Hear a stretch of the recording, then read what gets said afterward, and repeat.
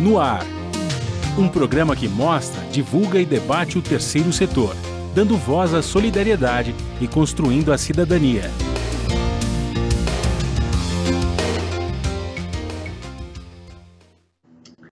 Olá, bom dia. Eu sou Joel Scali e começa agora o Observatório na Brasil Atual, um programa do Observatório do Terceiro Setor com a co-apresentação de Frank Valverde. No programa de hoje vamos falar sobre o trabalho infantil. Até 2019, 1.800.000 crianças e adolescentes estavam trabalhando no país, segundo o IBGE, o Instituto Brasileiro de Geografia e Estatística. Apesar de representar uma redução de 16% em relação a 2017, a pequena melhora pode desaparecer devido ao agravamento na crise econômica provocada pela pandemia. Para conversar sobre o assunto, nós vamos falar com a jornalista Bruna Ribeiro, que é gestora do projeto Criança Livre de Trabalho Infantil da Cidade e Escola Aprendiz. E Jair Silva é técnico do programa Empresa Amiga da Criança da Fundação Abrinq. Você vai conferir as notícias do mundo com a Mônica Grady, da Rádio ONU, direto de Nova York. E os destaques do site do Observatório Terceiro Setor com Frank Valverde. Bom dia, Bruna, seja bem-vindo ao nosso programa. Bom dia, Joel, Frank, Jair. Muito obrigada pelo convite. Muito bom dia a você, Jair. Seja bem-vindo ao nosso programa. Bom dia, gratidão pelo convite, é um prazer estar aqui com vocês. Bom dia, Frank Valverde. Bom dia, Joel, bom dia, Bruno, bom dia, Jair, e bom dia também a você que está em sintonia com o Observatório na Brasil Atual. Bom, no último fim de semana nós vivemos uma experiência incomum na cidade. Tivemos uma caminhada de motociclistas com o presidente da República, sem máscara, descumprindo totalmente as medidas de segurança para não contaminação. E também tivemos o início da Copa América, né? Infelizmente, mas já começou com 3 países com jogadores contaminados. Mas eu gostaria de saber qual é o seu destaque desta semana, Frank. Não dando uma de poliana, mas enfim, acho que indo um pouco na contramão dessas notícias horrorosas, né, principalmente dessa manifestação de motocicletas, né, que isso foi repercutido no exterior pessimamente. Eu estive vendo os noticiários no exterior e o Brasil está cada vez mais sendo criticado lá fora pelas medidas que não estão sendo tomadas para o combate à Covid. E a boa notícia que eu tenho para trazer aqui é que o Brasil recebeu um lote aí de 3 milhões de vacinas da Janssen, né, que vai ser aplicado aqui na cidade de São Paulo. Mas tem uma boa notícia, né? E a segunda boa notícia dentro dessa mesma notícia é que, no caso da vacina da Janssen, uma dose só é necessária, você não precisa de tomar 2 doses. Então, muita gente já vai estar imunizada, passando, claro, aquele período que tem como o pessoal fala popularmente, da vacina pegar, né? O pessoal já vai estar imunizado. Não 100%, mas já vai estar vacinado e deve-se continuar, claro, isso é bom dizer, isolamento social por enquanto ainda, o uso de máscara e álcool gel. É importante que o governo do estado também está prometendo para até outubro vacinar todo mundo aqui no nosso estado. Exatamente, isso já muda a perspectiva e eu acho que para o final do ano, possivelmente a gente já possa ter um Natal um pouco mais semelhante ao que nós tínhamos antes da pandemia. Quase 7 em cada 10 vítimas de trabalho infantil no Brasil são pretas ou pardas, segundo dados divulgados pelo IBGE, o Instituto Brasileiro de Geografia e Estatística, no ano passado. Em 2019, elas representavam 66%, 1% entre os que trabalhavam entre 5 e 17 anos, uma alta na comparação com os 64% de 2018. Ao observar setores específicos, essa violação ganha novos contornos, de acordo com uma pesquisa do Fórum Nacional de Prevenção e Erradicação do Trabalho Infantil, com base em dados do PNAD de 2013, mais de 200.000 crianças e adolescentes pobres entre 5 a 17 anos eram vítimas do trabalho infantil doméstico. Desse total, 94% eram meninas, 73% negras e 40% nordestinas. Bruna, essa situação, esses dados revelam um Brasil do atraso. Como mudamos isso? Pois é, Joel, eu acho que esses dados revelam algumas das origens do trabalho infantil no nosso país e demonstram também que não existe uma bala de prata, como eu costumo dizer, para erradicar o trabalho infantil.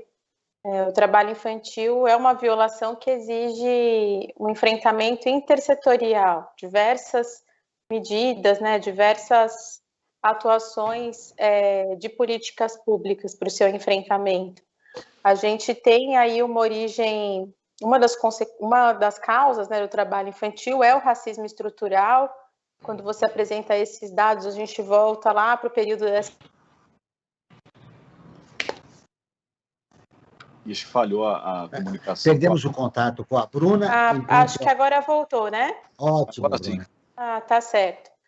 Nós tivemos mais de 350 anos de escravização da população negra no Brasil, e eu sempre comento, como o Daniel Teixeira nos ensinou, que é um advogado, diretor executivo do CERT, a respeito da lei do ventre livre, que a lei do ventre livre dizia que os filhos das pessoas escravizadas estariam livres a partir daquele momento, mas, na verdade, a letra pequena da lei era muito perversa e dizia que a criança ela precisaria trabalhar até os 8 anos para o senhor dos escravos. Se ele optasse por libertá-la, ele era indenizado pelo Estado, o próprio escravizador.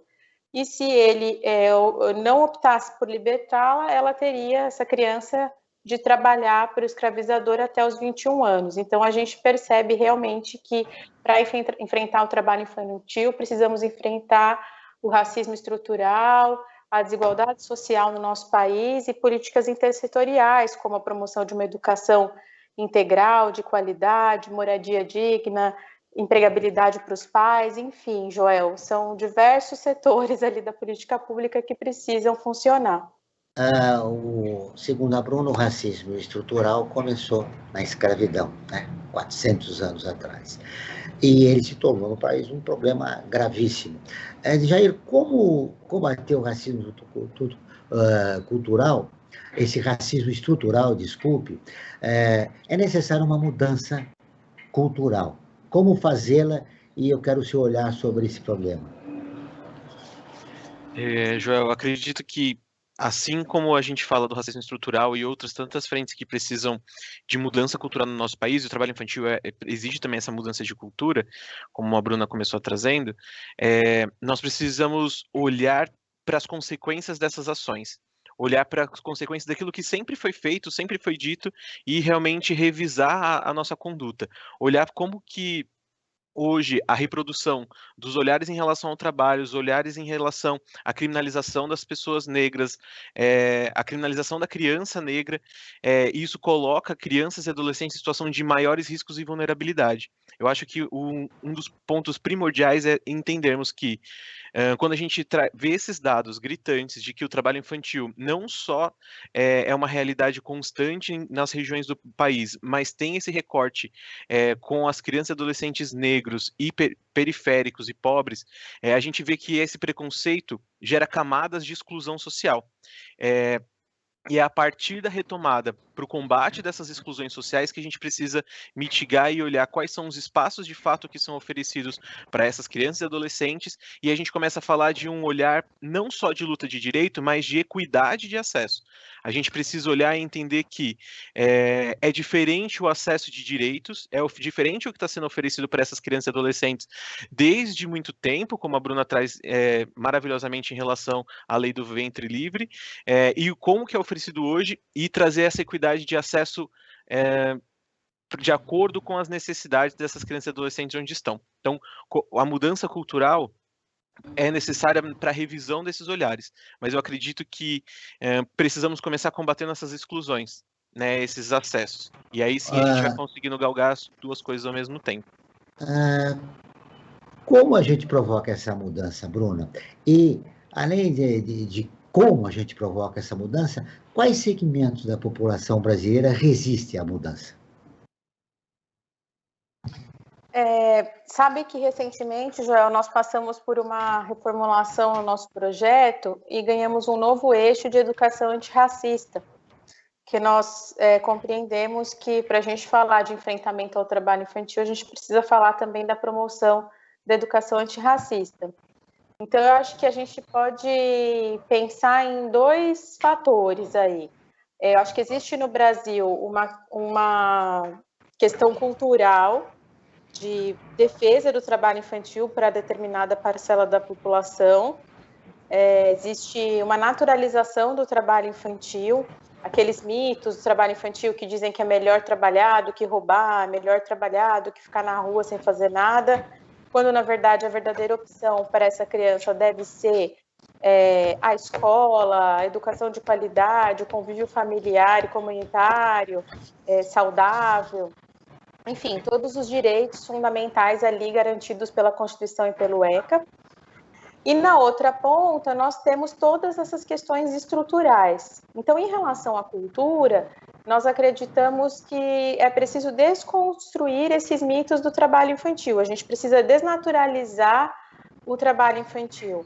É muito comum, quando a gente comenta a respeito do tema, as pessoas perguntarem: poxa, mas existe trabalho infantil em São Paulo? Ainda existe isso? Por quê?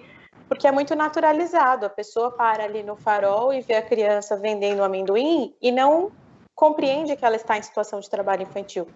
Então, para isso, nós acreditamos na importância da disseminação de conhecimento. Por isso que nós temos o nosso portal, o livredetrabalhoinfantil.org.br.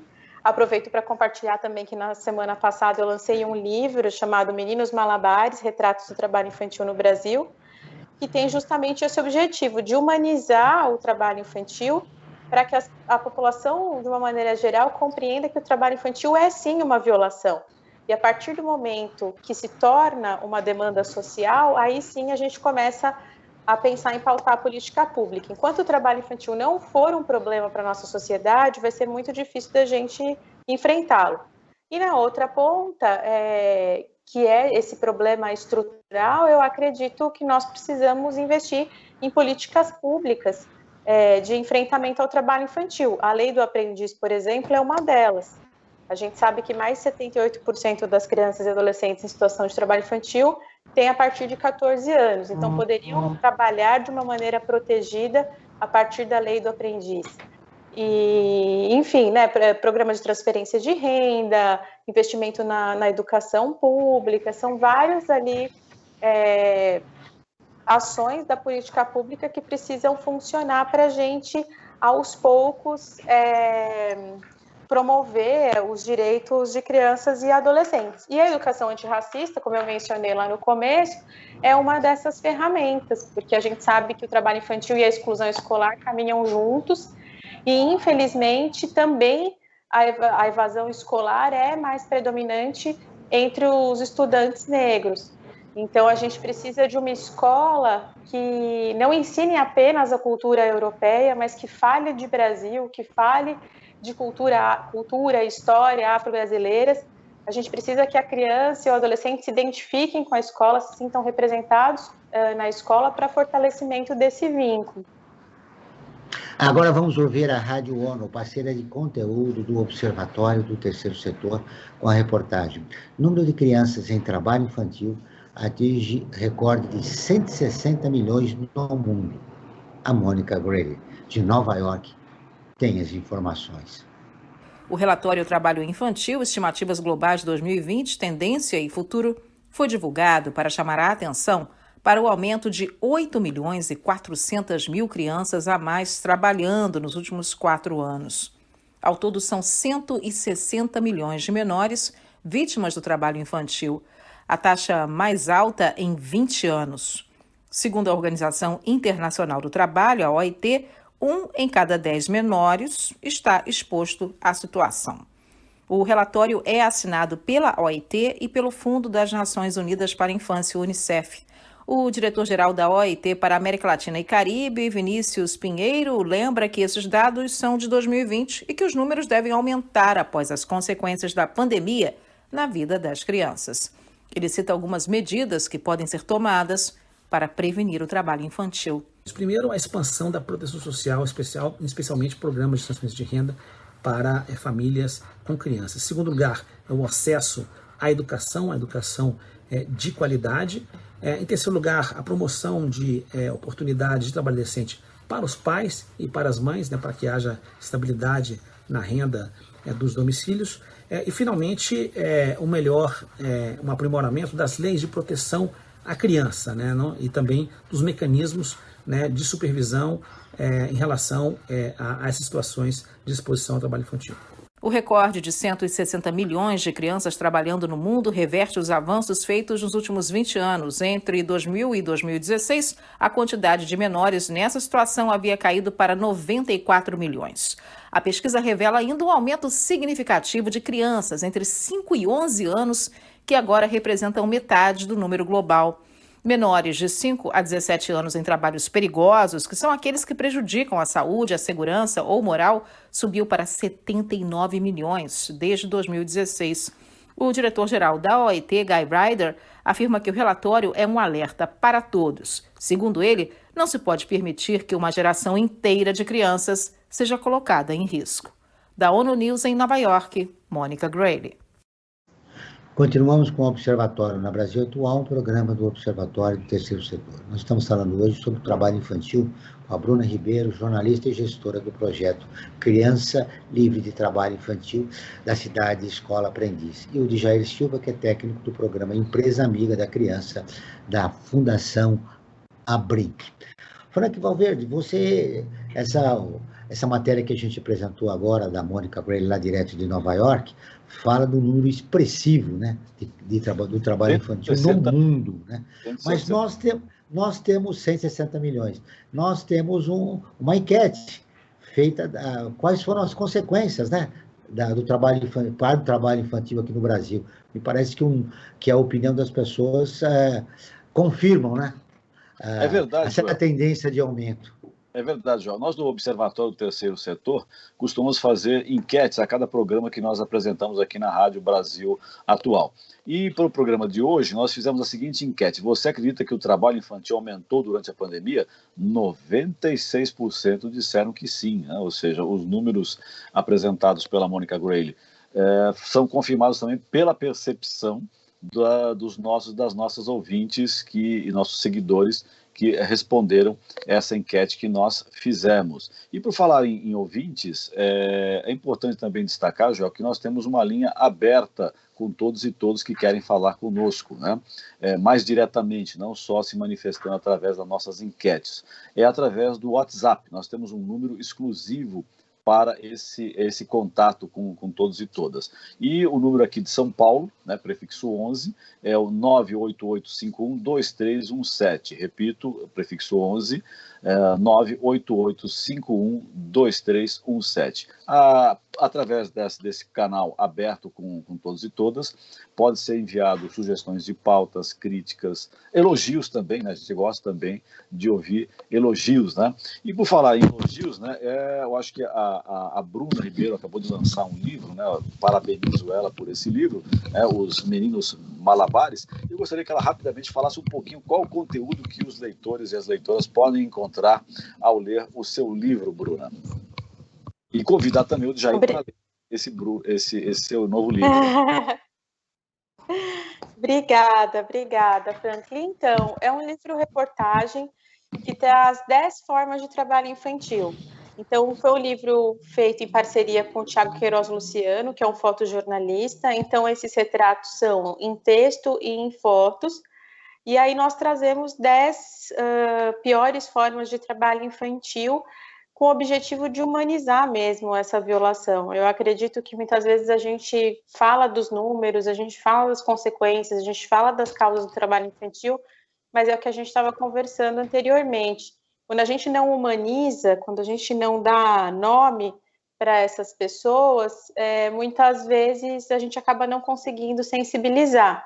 Então, são 10 perfis, nós registramos formas como trabalho infantil no campo, numa plantação de palmito, em oficina de costura, nos faróis, nos cemitérios, feiras, no lixão. São muitas as formas de trabalho infantil. E aí, por fim, a gente traz o perfil de uma família que está conseguindo romper o ciclo do trabalho infantil. O capítulo se chama Um Possível Recomeço, que traz aí um sopro de esperança, né, para o enfrentamento ao trabalho infantil e também um capítulo de dados sobre o trabalho infantil no Brasil, números, reflexões, informações aí mais teóricas sobre a violação. Qual a importância do lançamento de um livro como esse, Jair? Falar de trabalho infantil e enfrentar o trabalho infantil precisa de ferramentas de desconstrução, como o trabalho que a Bruna está desenvolvendo colabora muito. Quando a gente fala dessa mudança de cultura e de realmente reconhecer o trabalho infantil, é preciso, no máximo, de pessoas que colaborem trazendo e tornando isso realidade. Muitas vezes as pessoas acham que o trabalho infantil é uma coisa assíncrona, uma coisa distante, e como a gente fala muito em dados, muito em quantidade, às vezes é difícil entender essas realidades. Muitas vezes as pessoas quando encontra uma criança em situação de trabalho infantil, principalmente urbano, então, quando você está num restaurante, ou quando você está num farol, ou quando você está numa feira, você fala assim, poxa, essa situação me corta o coração, mas qual que é a atitude? Qual que é o caminho possível para que essa violação de direito pare e essa criança e adolescente e a família sejam protegidos e realmente consigam guinar e ter um outro caminho possível? Então, o trabalho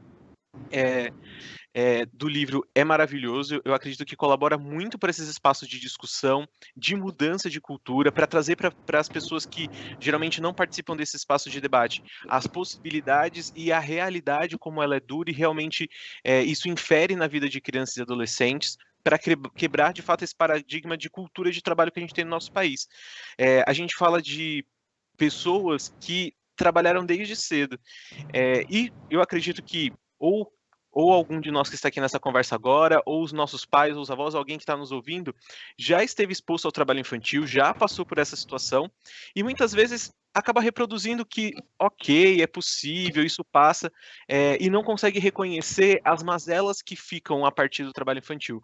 Hoje eu tenho certeza que vocês devem conhecer, ou alguém que está nos ouvindo deve conhecer pessoas que nos seus 30, 40 anos já têm problemas de saúde super agravados e estiveram expostos ao trabalho infantil. Essas realidades e consequências não entram nas estatísticas. E o trabalho do livro ajuda muito a entender como isso se perpetua, como que o trabalho infantil se torna também um agravante para o ciclo de pobreza, evita que essas crianças e adolescentes sonhem, acreditem em outras possibilidades para os seus projetos de vida. Então, todo o trabalho, todo o esforço nesse sentido de olhar e trazer o nome e a história ajuda muito a gente a quebrar esse ciclo que é o trabalho infantil no Brasil e no mundo. Bruna, no seu livro você fala de 10 tipos, né, de trabalho infantil, na cidade, no campo, no lixão, na feira, semáforos, das grandes avenidas, dos grandes centros urbanos, né? Mas a gente sabe que o trabalho infantil ele tem um problema grave, porque ele complementa a renda da população de baixa renda. Como resolver isso? É verdade, Joel. Inclusive, no livro, a gente toma um cuidado muito grande para não criminalizar as famílias, sabe? Nós retratamos as famílias como vítimas dessa condição. Porque muitas vezes, como o Jair mencionou, os próprios pais dessas crianças também trabalharam, na verdade, na maioria das vezes, também trabalharam na infância. E nem eles têm a consciência de que o trabalho infantil é prejudicial, porque uma das consequências do trabalho infantil é justamente a reprodução do ciclo da pobreza.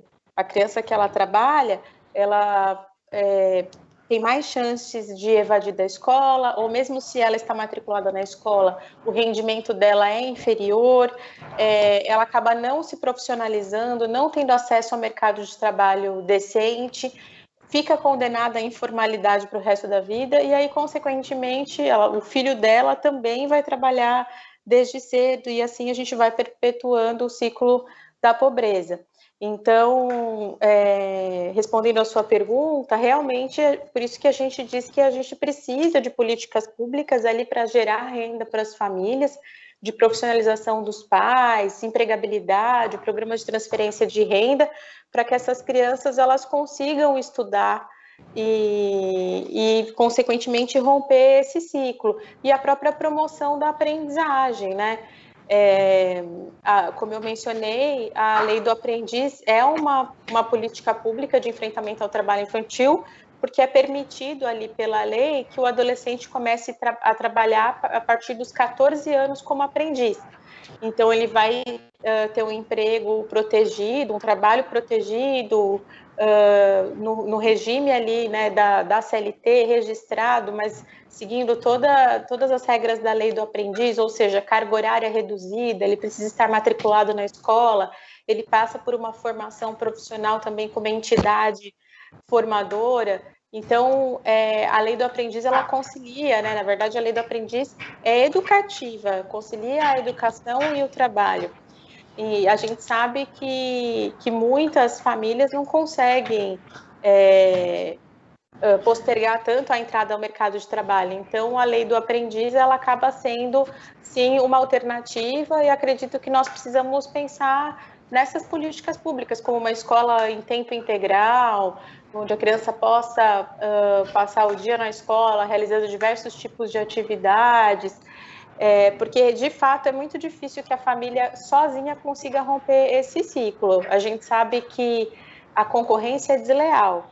Às vezes, a família consegue 200 e poucos reais por mês num Bolsa Família, e uma criança que está no Farol, por exemplo, chega a conseguir 100 reais por dia, 150 reais por dia, quando não falamos no tráfico de drogas, que é considerado uma das piores formas de trabalho infantil, em que muitas vezes um menino tira 1.000 reais por dia.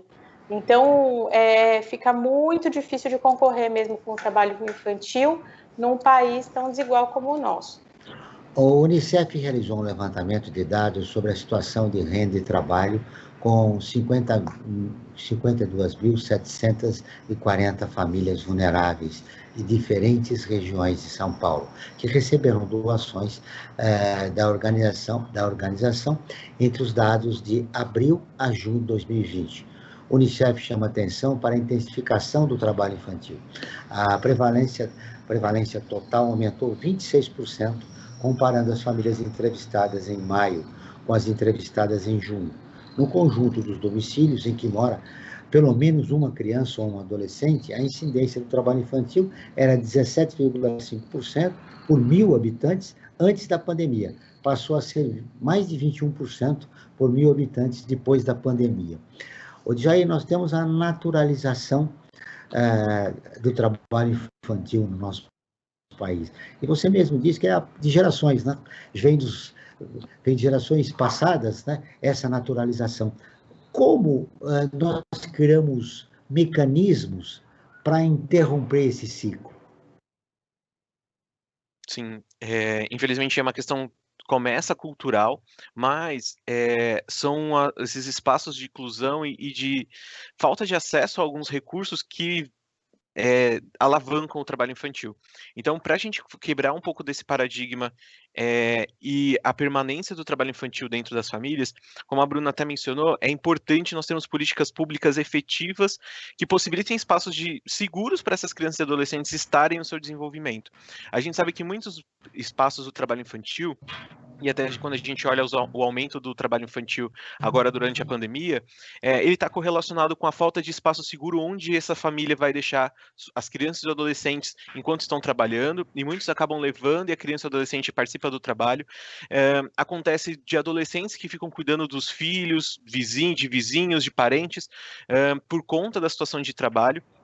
Então, se a gente tem espaços seguros para crianças e adolescentes poderem se desenvolver, creches, a escola em tempo integral, espaços de cultura, lazer, musicalização, que possibilitem acesso e desenvolvimento em todos os locais, isso evita que essa criança e esse adolescente esteja nesse outro espaço. Como a Bruna já falou bastante sobre a questão econômica, né? Eu acho que esse é um primeiro ponto a ser evitado, com certeza, porque a gente sabe desse complemento de renda, e principalmente com a pandemia e o aumento do desemprego, os números que a gente tem visto nos últimos tempos, principalmente em relação à fome no nosso país, acabam motivando essas famílias a terem crianças e adolescentes para o complemento de rendas e a subsistência, mas a construção de espaços seguros e principalmente as iniciativas de articulação com a rede de proteção e todos os mecanismos públicos trabalhando e dialogando de forma intersetorial é super importante.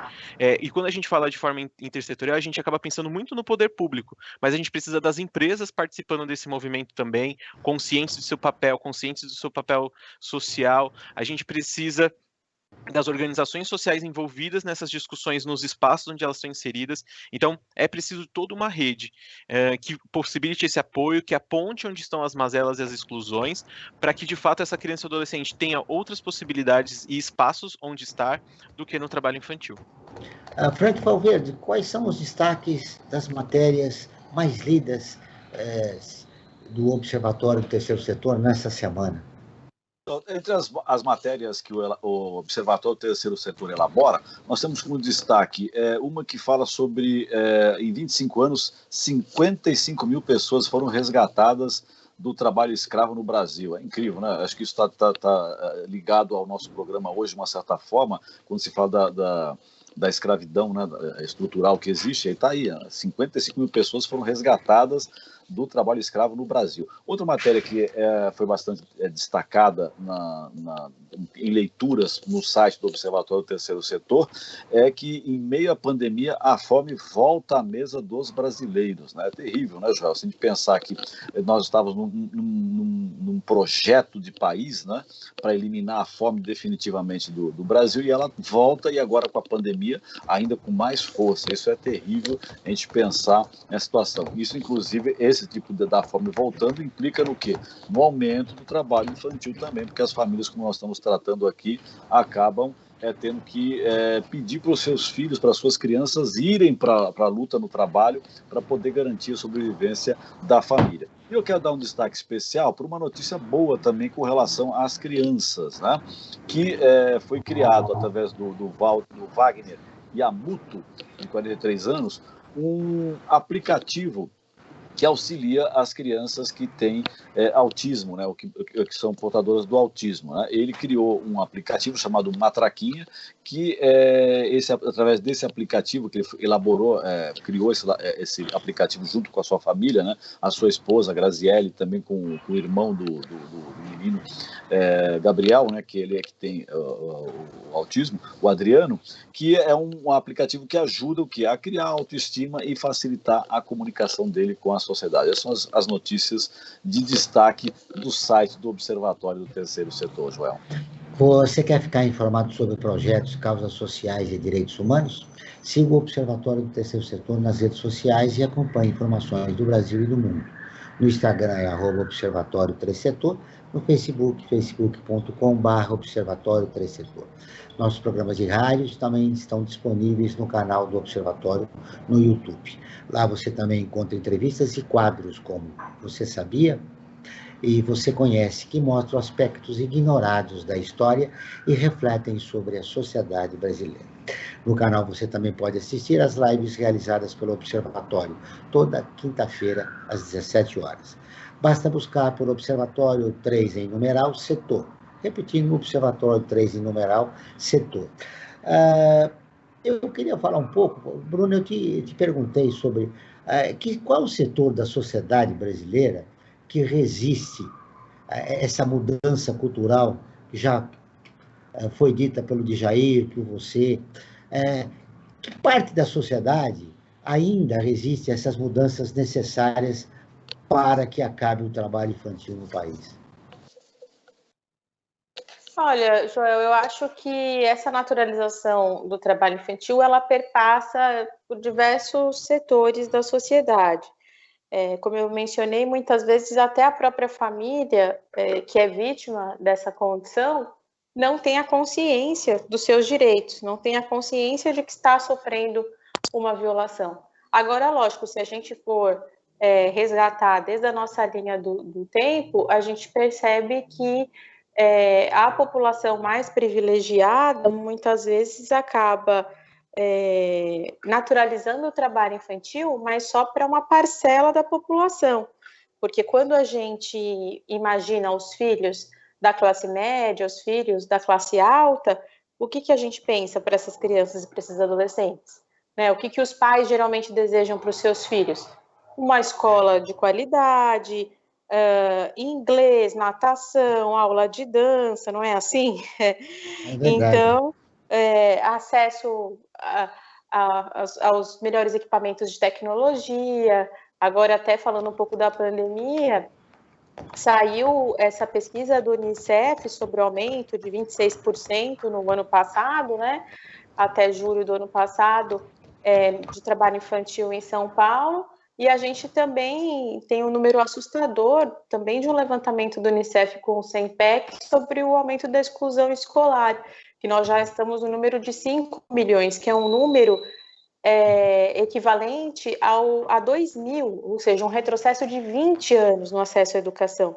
Então, por que eu estou falando isso? Porque um desses motivos, né, é o acesso à tecnologia, porque com o fechamento das escolas, até inclusive durante a apuração do livro, todas as crianças que eu conversei durante o período da pandemia não estavam acompanhando as aulas online, por diversos motivos, como o trabalho infantil, como a dificuldade de acompanhar esse conteúdo, e também o acesso à tecnologia, porque eles não têm computador em casa, às vezes tem um único celular que o pai usa para trabalhar e consegue acesso só quando Você sabe, o Bruna, chega em casa.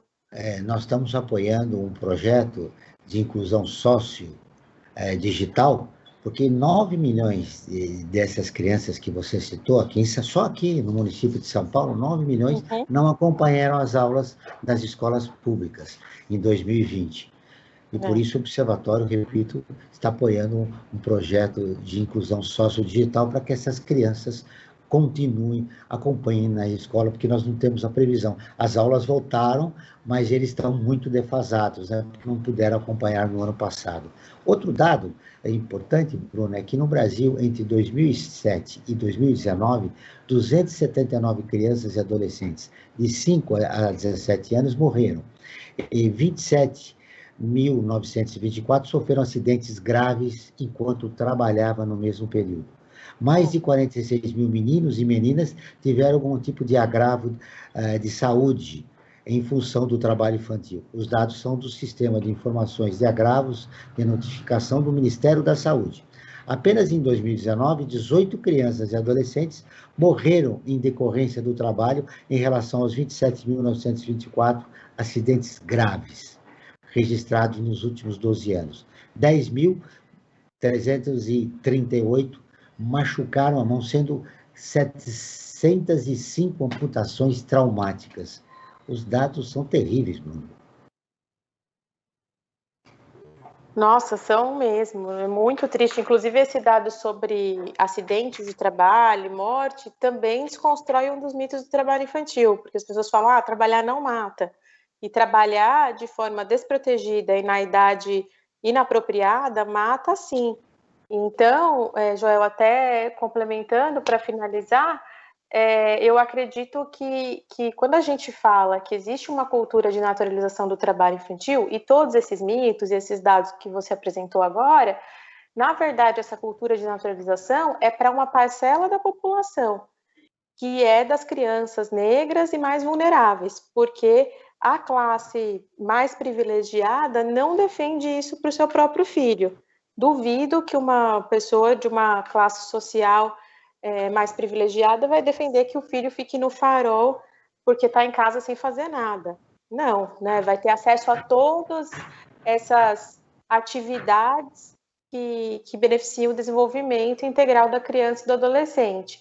Então, por isso que eu sempre gosto de voltar lá na linha do tempo, falar da escravização da população negra. Depois, se a gente for acompanhar ali a linha do tempo nos marcos legais, a gente vai ter o Código de Menores, que foi o primeiro documento legal para pessoas com menos de 18 anos no Brasil, ali nos anos 20, depois ele foi reformulado nos anos 70, e era um documento totalmente arbitrário para a infância, que desenvolveu ali, apresentou uma doutrina menorista, que distinguia quem era menor e quem era criança, a doutrina da situação irregular.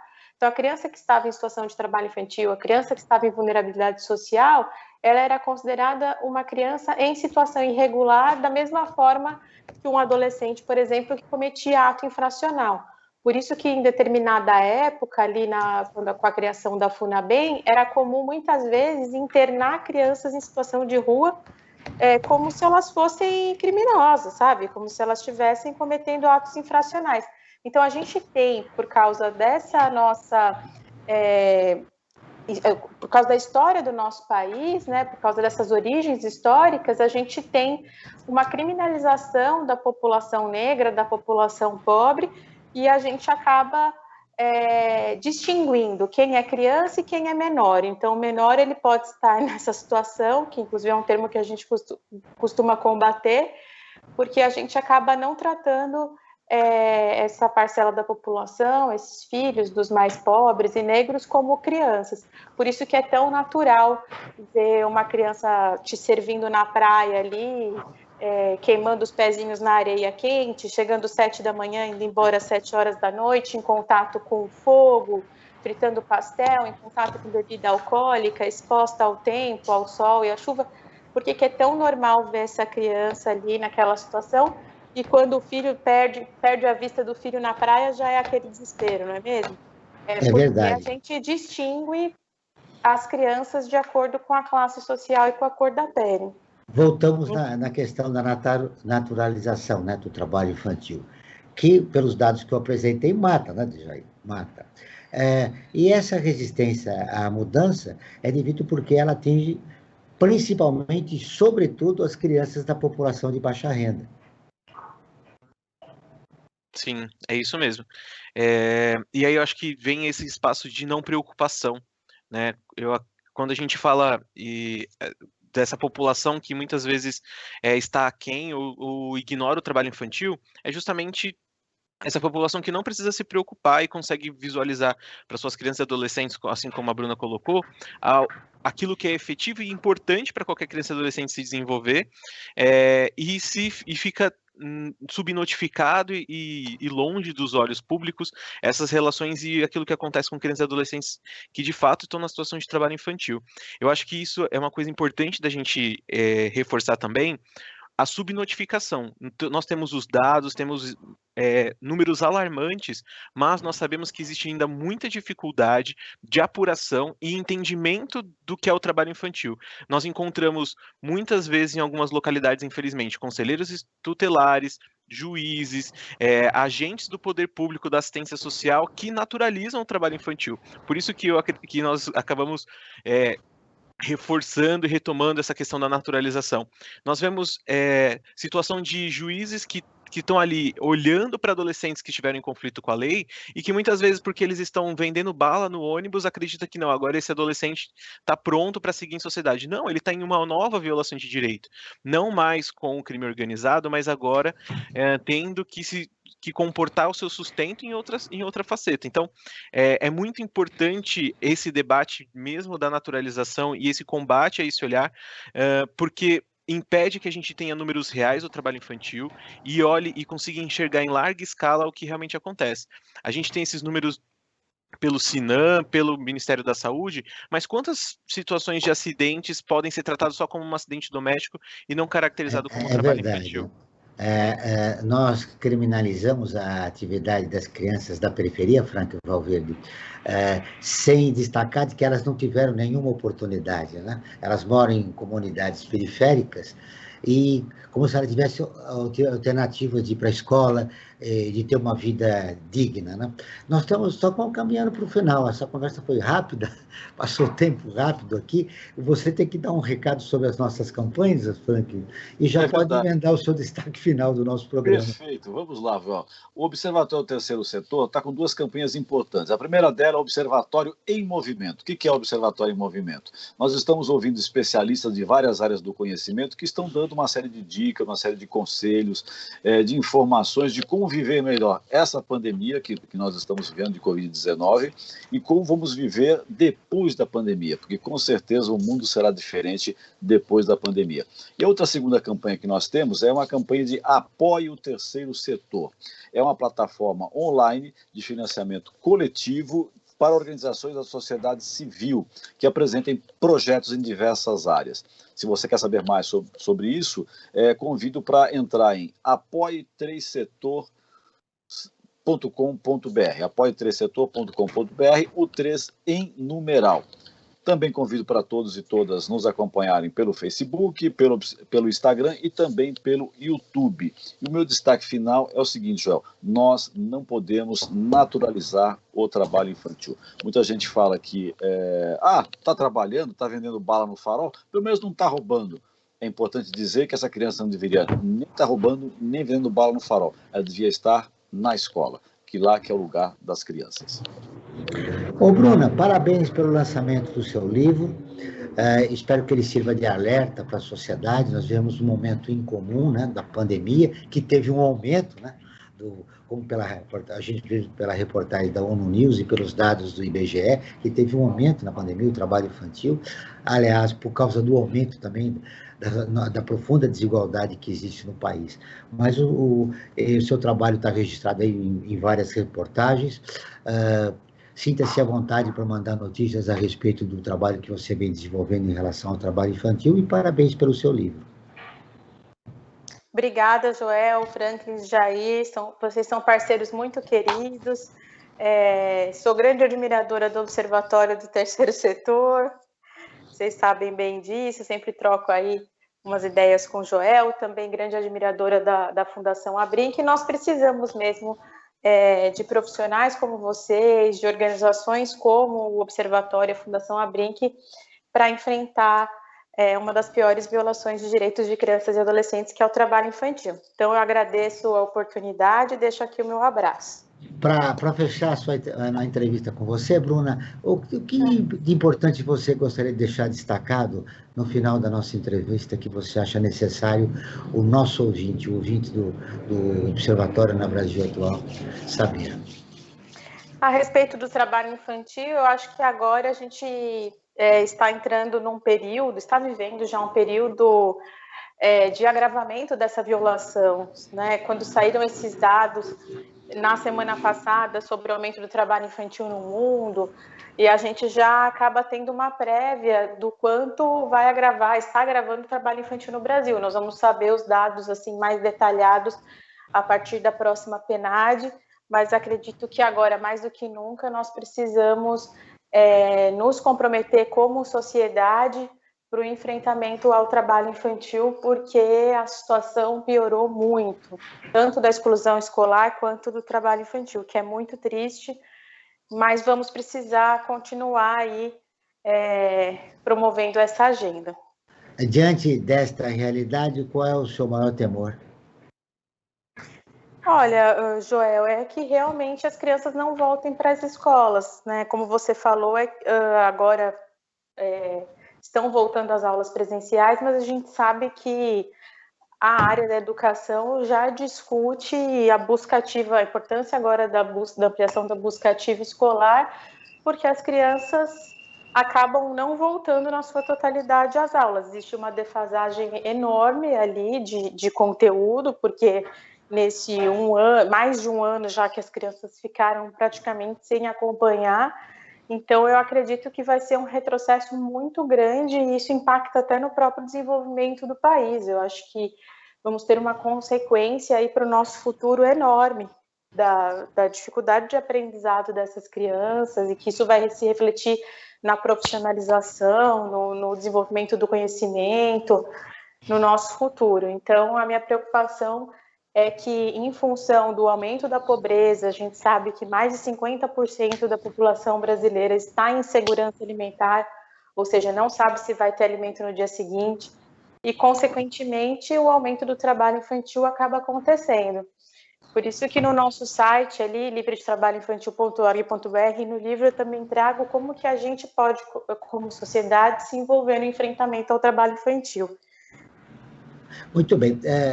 Jair, qual é o maior desafio da sociedade brasileira em relação ao trabalho infantil?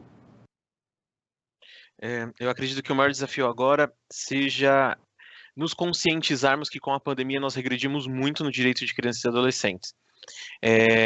E a partir daí precisamos retomar todos os envolvimentos de todos os atores, todas as organizações e pessoas possíveis para criar espaços de debate, espaços de olhar quais são os locais e frentes que precisam de maior atenção para que de fato a gente possa atuar e reverter todos esses retrocessos que a gente acabou vivendo durante esse tempo de pandemia e por outros agravantes também. Eu acredito que unir a sociedade como um todo, para que toda criança seja nossa criança, como prevê a nossa Constituição, como prevê a luta por crianças e adolescentes, é o nosso maior desafio. Conscientizar e criar estrutura para que possamos retomar todo o fôlego que nós já tínhamos em relação a garantir para crianças e adolescentes o acesso ao mínimo necessário, aquilo que é importante para o seu desenvolvimento. Que de mais importante você gostaria de deixar registrado em relação ao trabalho que você vem desenvolvendo na Brinq? Eu acredito que hoje o nosso trabalho aqui na Fundação, de uma forma prioritária, tem estado envolvida em trazer empresas para o debate do combate ao trabalho infantil, que é um caminho importante para que tenhamos outros atores participando dessa discussão e principalmente evitando que a mão de obra aconteça dentro das cadeias de valor, dentro das relações institucionais. Temos atuado de forma forte com alguns municípios, ajudando a estruturar a política pública voltada ao combate ao trabalho infantil e à violência contra crianças e adolescentes. O nosso trabalho tem sempre essa bandeira de conexão entre os atores para poder olhar e conectar quem pode ajudar e quem quer ajudar a crianças e adolescentes que estão precisando. O nosso trabalho enquanto fundação mira sempre nesse caminho. O Observatório na Brasil Atual está terminando. Agradeço a presença de Bruna Ribeiro, jornalista e gestora do projeto Criança Livre de Trabalho Infantil da Cidade Escola Aprendiz, de Jair Silva, técnico do programa Empresa Amiga da Criança da Fundação Brinq. Esse programa foi produzido pela equipe do Observatório do Terceiro Setor. Na próxima terça-feira, às 9 horas, acompanhe nosso programa Brasil Cidadão, sempre com assuntos importantes da atualidade. E ficamos por aqui, sempre na luta por uma sociedade mais justa, solidária, sustentável e tolerante. Até o próximo programa.